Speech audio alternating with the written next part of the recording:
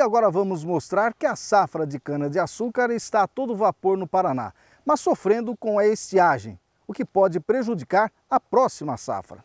Bom, sobre esse e outros assuntos, como a grande importação de etanol dos Estados Unidos pelo Brasil, nós conversamos com o presidente da Alcopar, Associação dos Produtores de Bioenergia do Paraná, Miguel Tranin. Acompanhe. Miguel, como é que está a safra 2017-18 de cana-de-açúcar? Está dentro do previsto, está atrasada, está adiantada? Bom, nós estamos com uma safra esse ano bastante atípica em função do clima. O clima está tendo uma variação muito grande. Nós tivemos um início de safra bastante chuvoso, houve até um significativo atraso no início das safras no Paraná. E depois tivemos a ocorrência de uma estiagem de 60 dias. Aí teve uma chuva de uma semana e agora novamente estamos num período de estiagem. Então está oscilando bastante, mas ainda estamos dentro das estimativas. O habitual é que agora, chegando já ao mês de outubro, setembro para outubro, nós façamos uma nova estimativa. Nós estávamos com a estimativa de 36,5 milhões de toneladas de cana. Nós já estamos um pouco mais da metade da safra, atingindo aí aquela expectativa inicial, justamente por, vamos dizer assim, embora tenha havido um atraso inicial por conta das chuvas, teve uma aceleração depois por motivação das secas. O grande reflexo de tudo isso, Sérgio, é exatamente para o ano que vem. Então, vamos dizer assim, se num primeiro momento nós não conseguimos preparar o solo, depois tivemos um momento de dificuldade de preparo do solo justamente pelo excesso, ou pelo melhor dizendo, pela falta de água, né? O solo secou demais e dificultou isso. E, consequentemente, a recuperação dessa cana pós o corte. Então, a tendência é que tenhamos uma safra bastante indefinida, se é que conseguimos aumentar alguma coisa para o ano que vem.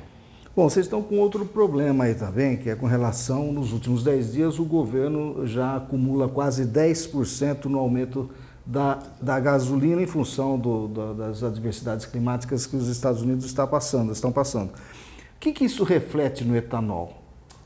Bom, a política dos últimos meses que adotou de preços variáveis conforme a bolsa e variação cambial vem se cumprindo. Teve momentos aí que caiu e o preço da gasolina acompanhou.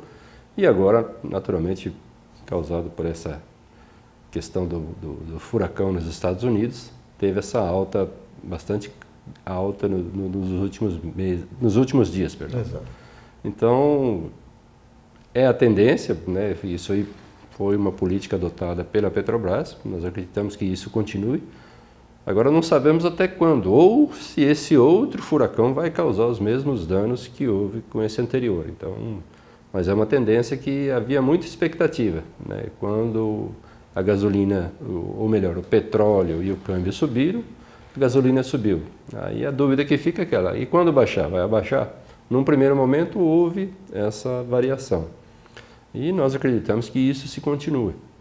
Então eu acho que há uma possibilidade. O problema é que o preço internacional de petróleo hoje, nos níveis que está aí, pelos analistas, dizem que deve se manter na faixa de 50, 55 dólares o barril, é altamente competitivo com o preço do etanol.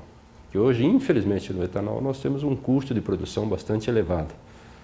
Então isso, vamos dizer assim, compete bastante e assim, infelizmente, prejudicando até a boa atividade do etanol ou as indústrias produtoras de etanol. Agora, há possibilidade de uma migração do consumidor da gasolina por etanol? Vocês estão preparados, de repente, para uma demanda dessa?